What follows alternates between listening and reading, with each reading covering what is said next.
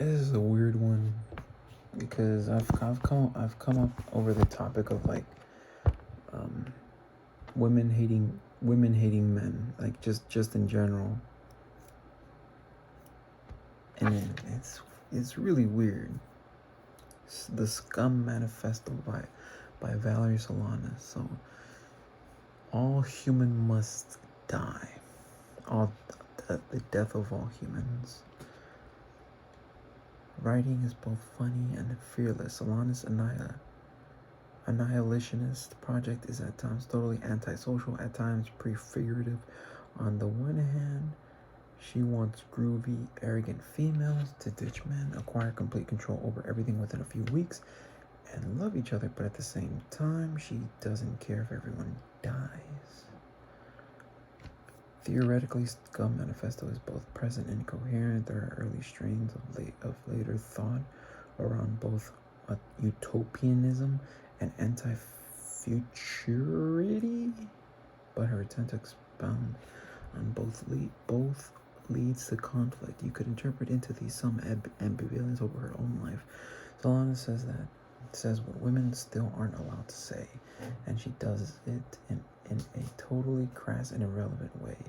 To call a man an animal is to flatter him. He's a walking dildo.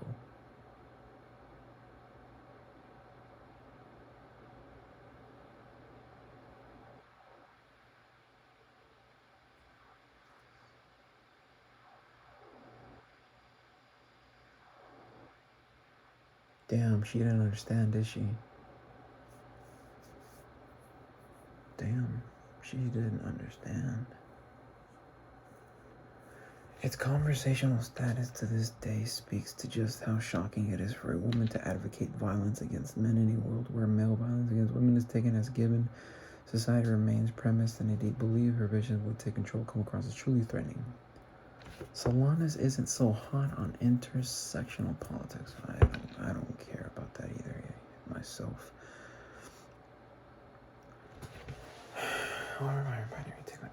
She's stuck in an anti-intersectional space. I don't know what those fucking words mean. Crossover between femininity and femaleness. She fails. You get the sense of insistence. This leads her to both hate on feminine. This leads her to both hate on feminine gay men and drag queens as nothing but a bunch of stilted mannerisms, while also saying both are better than other men. What? This leads her to both hate on feminine gay men and drag queens as nothing but a bunch of stilted mannerisms, while also saying both are better than other men. The farthest out male is the drag queen. No. Solanas was friendly with trans women, including Candy Darlin, Holly Woodland, so in some ways it's surprising that she seems to mention trans people explicitly only once. If men were wise, they would seek to become really female. What? When she slates drag queens, it's likely that she means all trans femme people. While there were people self-defining as transsexual in the United States before distinct emergence trans life category. So okay. It is also misogynistic towards the end of Solana start to hate on male females or daddy girls, heterosexual women who don't hate men enough. A form of women hatred that performs. Okay, so she just hates men in general. SCUM Manifesto is pro-sex work. Within today's familiar landscape of anti-trans and anti-sex work crossover positions, surprisingly for a text that can be read trans misogynistic.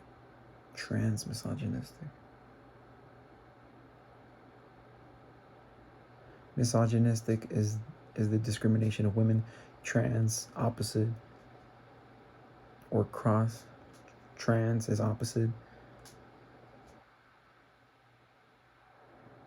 So men hate men discrimination of men.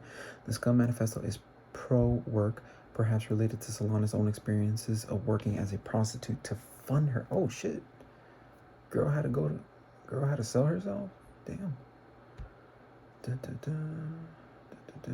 Okay. She only mentions race under the heading prejudice. The male needs scapegoats onto whom he can project his failings and inadequacies, and upon whom he can vent his frustrations, and not being female. So, and the vicarious discriminations have the practical advantage of substantially increasing the pussy pool available to the men on top. Okay. And the vicarious discriminations have the practical advantage of substantially increasing the pussy pool available to the men at the top.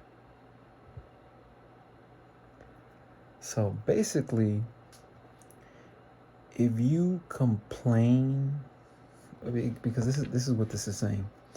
If you complain about your feelings, and you are a failure to society, and you vent and you frustrate, upon who he can vent his frustrations at not being female. The male needs scapegoats onto whom he can project his failings and inadequacies, and upon whom he can vent his frustrations at not being female.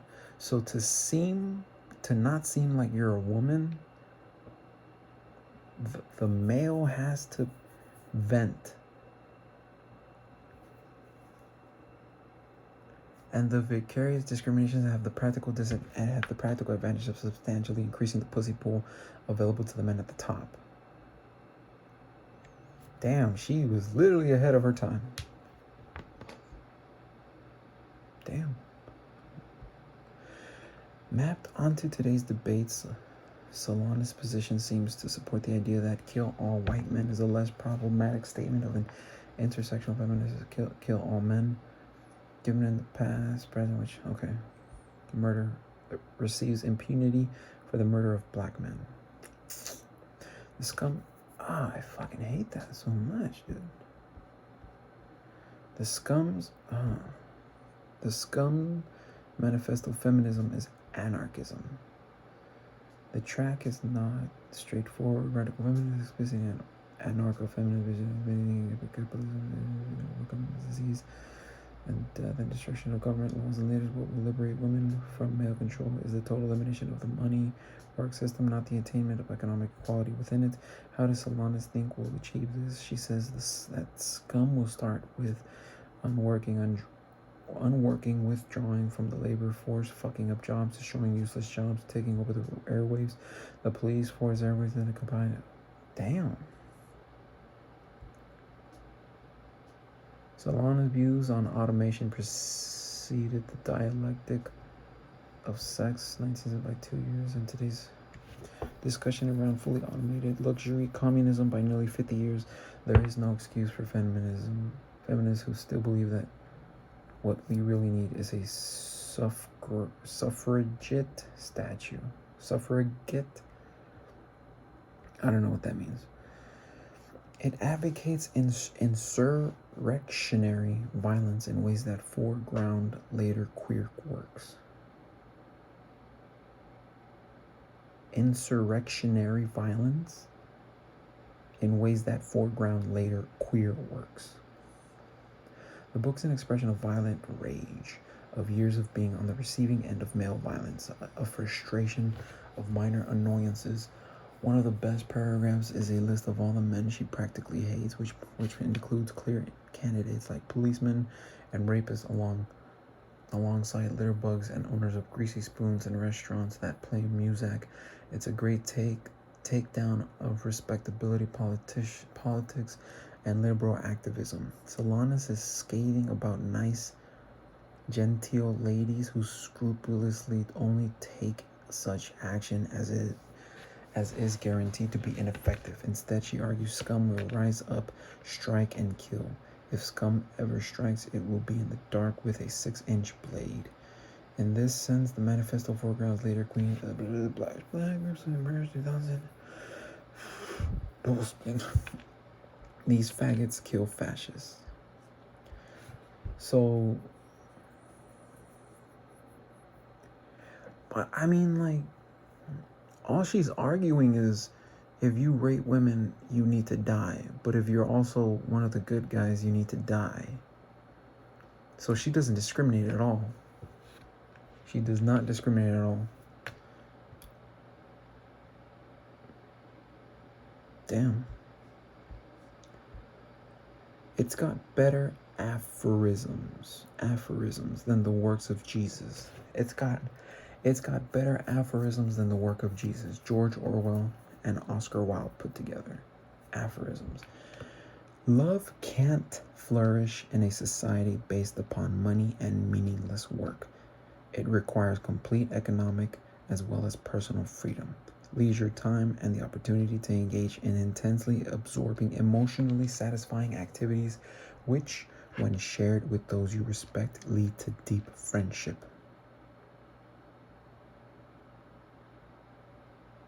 Okay, yeah, that sounds right.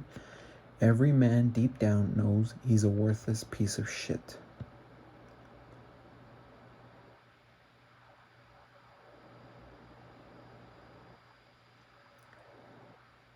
I've proven that wrong. The male likes death. It excites him sexually, and already dead inside, he wants to die.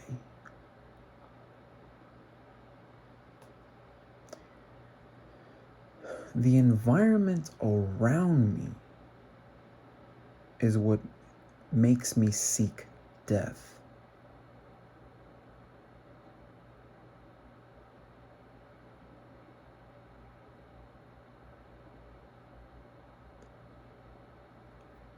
The environment. The environment is what makes me seek death. It excites him sexually, and already dead inside, he wants to die.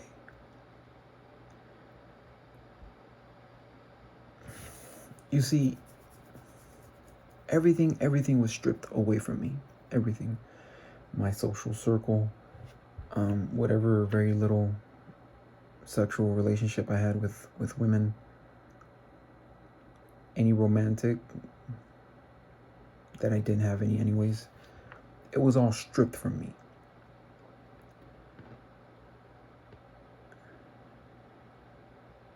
Deep down inside, I was already dead.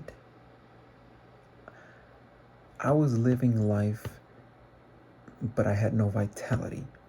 After I had an enlightenment moment, I'm not living life, but now I have vitality. It doesn't make sense. I don't seek death. I seek it because I don't enjoy life anymore. I'm trying to participate. I have the vitality for it, but life just won't let me participate.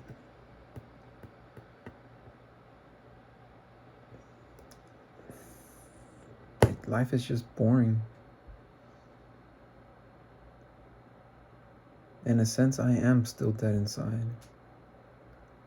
Or rather, the world wants me dead. 7. It's a self-published book that, through sheer bravado and a bit of attempted murder, has become a cult classic. So apparently she murdered Andy Warhol. The shooting made her and subsequently her famous writing. While she went to prison and later died homeless, her voice continues, and I believe it's worth celebrating. Damn, she died homeless? So nobody gave a fuck about that bitch?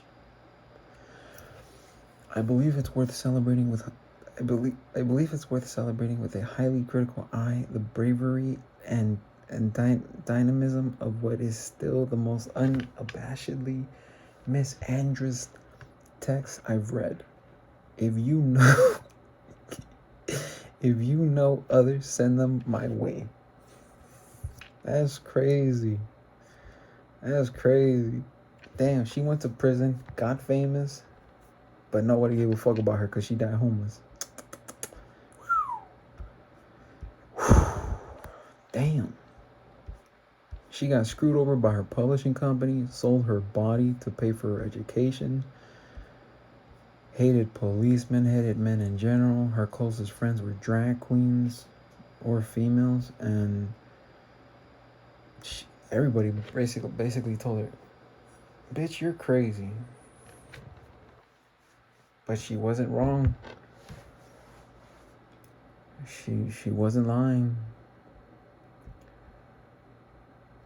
Man, I don't know, dude. This whole because this whole talk about incel culture and incel this and incel that, it's just it's. I never considered myself an incel.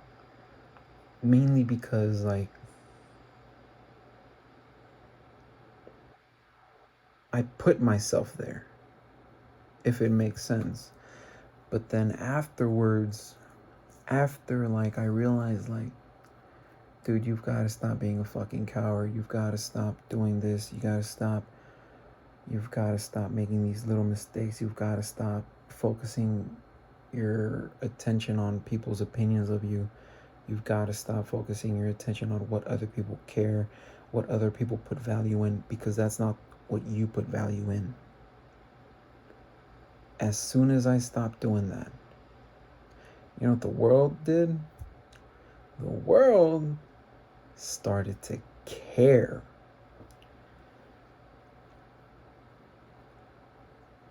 And it sort of backfired.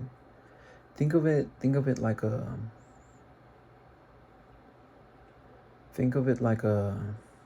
hourglass, like a sand hourglass. So as I had attention from women, but I never approached. Well, as soon as I started approaching women, women just started to reject me.